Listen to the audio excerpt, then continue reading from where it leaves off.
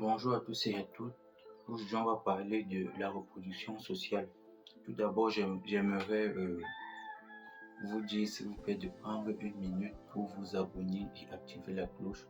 Parce que nous sommes de plus en plus nombreux à regarder les vidéos, mais on ne s'abonne pas. Donc, s'il vous plaît, juste une minute pour, pour aider, pour soutenir la chaîne. Pour revenir au sujet de la reproduction sociale, c'est quoi la reproduction sociale? La reproduction sociale, c'est l'idée selon laquelle les inégalités se perpétuent par transmission familiale. Autrement dit, nos propositions dans l'appareil de production résultent d'un déterminisme social. Pour prendre peut-être l'exemple de l'enfant d'un CAG. L'enfant d'un CAG, si peut-être vos parents sont CAG, vous aurez certaines facilités que l'enfant d'un ouvrier n'aura pas. Les écoles que vous fréquenterez, le milieu auquel vous appartiendrez ne sera pas le même que celui d'un enfant d'un ouvrier. Pour revenir donc à l'école, l'école est souvent perçue comme ce qui annule en quelque sorte les inégalités, mais ce n'est pas toujours le cas. Si on veut regarder plus en profondeur, l'école est même un vecteur d'inégalité. Pourquoi je le dis?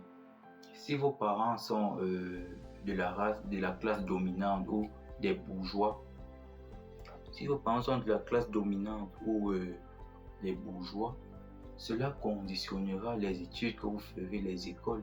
L'enfant d'un ouvrier ne fera pas peut-être Harvard ou une très grande université de Suisse parce qu'il n'a pas ces facilités-là.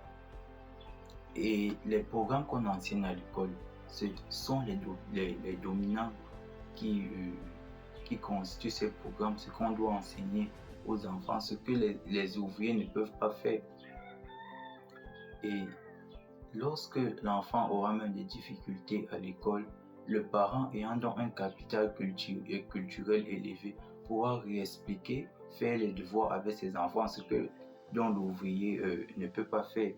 Pour parler même de capital tantôt, le capital symbolique. Dans le capital symbolique, on a quoi? On a le capital culturel qui est la connaissance. On a le capital économique qui concerne l'argent. On a le capital social qui concerne le réseau. Et tout capital a besoin, le capital ne s'additionne pas, il se multiplie. Et plus on a de connaissances, plus on a de facilité à multiplier nos reconnaissances. Plus on a d'argent, plus on a de facilité à multiplier notre argent.